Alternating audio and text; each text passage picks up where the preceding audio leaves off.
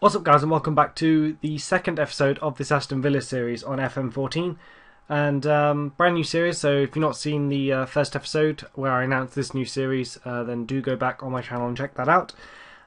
Today we start the Premier League season against Norwich. It'll be a very difficult away game against Norwich. I really don't have any idea how it's going to go. Going on pre-season, which you can't judge anything on pre-season, it should be okay. We're going to try something new. We're going to try in 3D. Camtasia normally doesn't like 3D, which is what I record in, but we thought we'd give it a go. If it's a bit laggy and you guys don't like it, then let me know in the comments. I did have a little look test run of it during one of the pre-season games, and it wasn't too bad. So you never know, it might be okay. And it was easier. It's actually different, just different, something different for a new game. But transfer history first of all, and we only brought in Mohamed Sissoko on a free transfer. We have no money, as you guys know. And I got rid of a couple of players on loan, released a few players, and it all meant I freed up a little bit of wages, and he's gone on. Most of it's gone on him. So that's it. That's the only thing I've done in the market in terms of bringing players in. Players going out. Sold goalkeeper to Blackpool. Released a ton of players, as you can see. Loads of players have gone on loan. Ender Stevens, probably the most. Him and Callum Robinson possibly as the most notable players going out on loan, and the defender Janoi Donatian, I probably butchered his name, but whatever. Probably the most notable loanees going out. Ender Stevens, I'm not a huge fan of his, but potentially he's got a future at the club.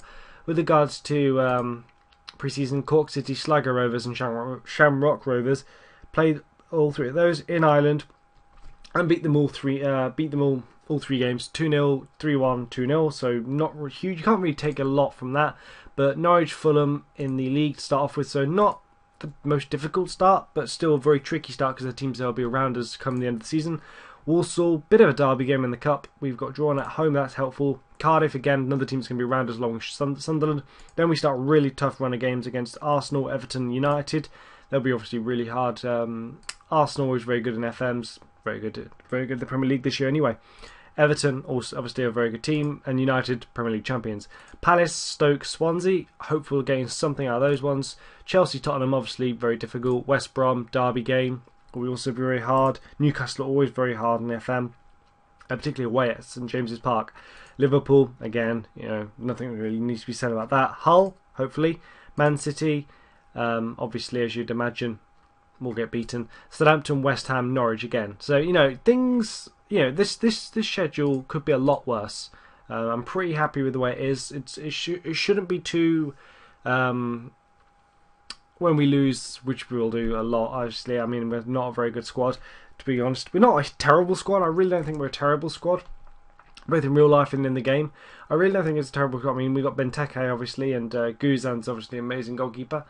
Ron Vlaar, pretty good. Baker. I've gone with Baker at the back today over Clark, which is subject to change, but I've just gone with Baker throughout the pre-season, and they've done pretty well together at the back, mostly because I just felt like game. My gut feeling was to go with Clark, but I thought just mix it up a little bit and go with Baker, and Baker did really well, so I just went with him. But it's subject to change. Bakuna was another player who was amazing in pre-season. He did really well in that second pre-season game against Sligo Rovers, I think it was. He scored 2 goals, and I think he got an assist, and he came off the bench at half-time this was. So he played the second half, and he did really, really well. Only started him in the third pre-season game on the right wing. The other ones he did not start. He came off the bench, as I just said. And when he did come on, every time he was really, really good. So hopefully he'll be a superstar for us. But we now, Houlihan chips the goalkeeper with the shot, which means we're losing 1-0. Inside 2.5 minutes. See, that's what I was talking about. Really don't know how it's going to go, because that's a really good finish. Nice little dink over the top. Got this on director cam for the replays, so it changes whatever optimum angle, I think, or something like that. So we'll see how that goes. But the general camera is sideline. I'll just load it up so you can see. It's TV. Got it as for general play-by-play. I'll have to see again how it goes lagging wise, but we are obviously attacking from left to right. Now, interesting things I decided to do. Obviously, I've got my backroom stuff. Hutton's also starting at right back because Loughton's only just come back from an injury. That's why he's playing. Bakuna's there on a good run. Oh, Ashley Westwood. Ashley Westwood is through. Gabriel Bonlahor. What a finish. 1-1. Great finish of that left wing. Let's just watch that ball from Ashley Westwood go across the pitch there. Bakuna does well, but look at the way he just takes it past his player, puts that ball across, and then Agbonlahor with an amazing volley. Great goal. Now, interesting things. I thought I've got my backroom staff sorted. You know, all the ones with the best attributes that I could find that were willing to join us and stuff like that. And so we got really good star ratings in our training and stuff. So I thought, let's just do something a little bit interesting, you know, mix things up. And I thought I'd go... Oh, I thought Guzander did well there. I thought I'd bring in Jamie Carragher. Don't like the guy. Really don't like the guy, but I thought it'd be funny to bring him as our under-18s manager. Jamie Redknapp's a coach. Ian Dowie is the under-18s assistant manager. David Beckham is a coach. Graham Souness, again, I don't really like Graham Souness at all in real life, but he's now my under-21s manager. I was trying to get Roy Bakuna with the goal. Agbonlahor set the thing up, but it was a great finish by Bakuna, winning 2-1. We moved to first in the Premier League now, apparently. I tried to get Roy Keane as our under-21s manager, but we couldn't agree terms. He was very willing to talk to us, which was quite funny. I thought I'd have Roy Keane in there, Jamie Carragher, you know, Redknapp, Ian Dowie, David Beckham, and Graham Souness. I was also looking at Vialli, the former Chelsea guy. I was looking at Van Wolfswinkel, though he's going to have a shot. No, he's not. It's going to be Cornerhausen. He's going to go back, though, to Olsen. I'll tell you what, I was very impressed with what Norwich did in this transfer window in the summer. I'm very impressed with the business they got done. They should have a really good season, quite frankly, because the players they brought in were pretty impressive. Van Wolfswinkel, of course, was done last year for this year. Leroy Fer, very good player as well. Benteke, though. Benteke, he's going to take it through. Is he going to feed Agbonlahor? He is. Agbonlahor with the finish, 3-1. We've bounced back, well and truly bounced back from our slow start, shall we say. Things are looking rosy at the moment. Benteke, though. To be honest, I think Benteke could have taken a shot on there just before he passed it. But he obviously set up Agbonlahor, who's in much better position for the goal. So I really like these little apply advice things. Oh, 4-1, Baker, Nathan Baker with the goal from the set piece. Good stuff. 4-1. This is easy. I'll probably jinx that. This is easy. 4-1, beating Norwich. We want 5. We want 5. We want 5. Let's apply advice. But you never know, they could go 4-2. If we go 4-2, then I'm not too confident we'll hold it. Van Wolfswinkel. Oh, Guzan makes a good save there. Van Wolfswinkel should have put that one away, quite frankly. So far, can't complain with how things have gone, other than the early. To be honest, the early goal was a really good chip, really good finish by Houlihan. I think it was who scored it. Off the top of my head. 8 shots, 5 on target, 42% possession. We're losing the possession battle, but we are winning on the scoreline. Obviously, I like those apply advice, but I think when we get the next one, I'll check. I'm pretty sure you can set it to never apply it automatically, but I'm not sure if you can apply it automatically, which is what I want to do. Should be able to. Agbonlahor is going to put the ball in the box. Is he? Bakuna. Benteke. Oh, should have put that away, Benteke. Should have put that away. Luna, though, is way up the pitch. Look how far we've pushed them back. Luna's going to cross the ball in. Benteke. No. Westwood. Westwood to... No. Who's got it now? That's going to be Hutton. No. End of the highlight. What a first half. What a way to start the series. What a way to start the first half of our Premier League campaign. It's been easy for Villa so far. Yes, it has. Passionately tell them, very pleased. Keep it up. My laptop is overheating quite nicely. I cannot wait for a new one.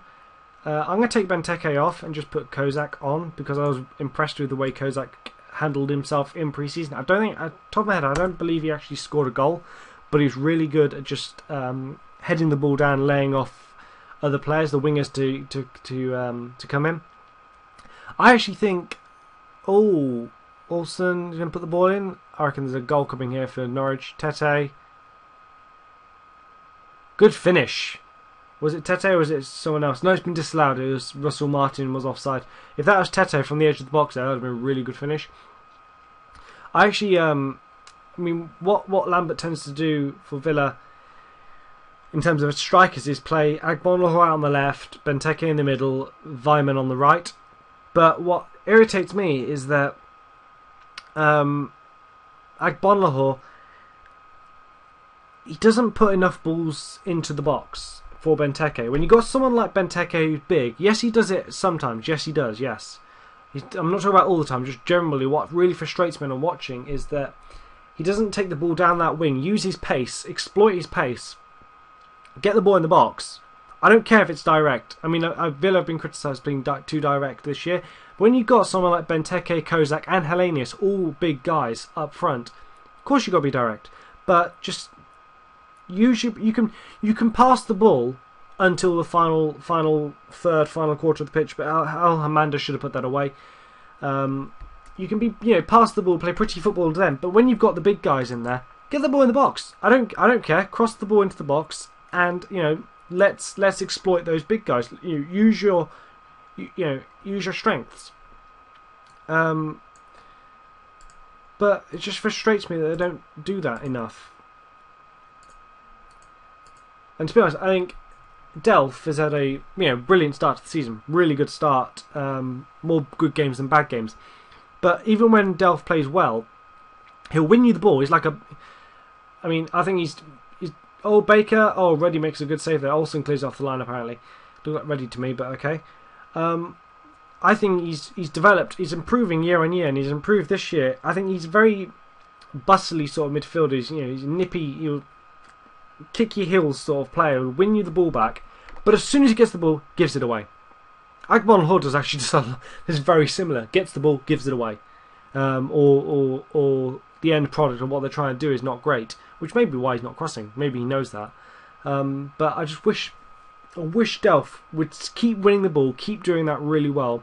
Kicking the defender's ankles, getting or the attacker's ankles it would be, and win the ball, and then have a good end product, good pass, and not lose the ball all the time. So if he can do that, I think Delph really can finally kick on and be good. Not England. I don't think he's not good enough for England. No, I'm not saying that, but he'll be very good. He certainly can establish himself as a very, very good midfielder, I think, from what I've seen so far this year. Bakuna, I thought was awful against Liverpool. In my opinion, he was awful. I don't know. I really can't get my head around why he insists on playing him at right back. He's not a right back. The guy is not a right back. His defending is not up to it. He's not a right back. He can either play on the wing, as we played him just now, or in the midfield, central midfield. That is what Bakuna can do. Bakuna is an amazing free kick taker, as highlighted by the free kick against Manchester City, which won the game. Did we win the game? Yeah, we did win the game. Amazing free kick by Bakuna in that game. Literally, the place went wild when that went in. Man City, Man United start the season off with drew 0-0. These are the scores on the Saturday. Sunday's fixtures to come: Newcastle, Stoke, Palace and Liverpool. Mondays, Tottenham and Swansea. But that's enough for this episode. I think that's enough. We topped the Premier League after 1 week. Who would have thought that? We are top of the Barclays Premier League. Most goals scored, only 1 against. Next episode will be next month, at the start of September. Wait, what have I done? There we go. Start of September. Well, what do we do? Do we do the United games? Play all those games? I could play. I can't select it. I don't know why. I could play all the way through to the United game in October, because we're going to have the international break in there. Or we can come back to the Sunderland game, but then if I could do that, I've only got a couple games to play, but that could fit my schedule. I'll come back for the Sunderland game, and then I'll do the United game afterwards, and then the one after that will be Swansea. And after that will be Newcastle.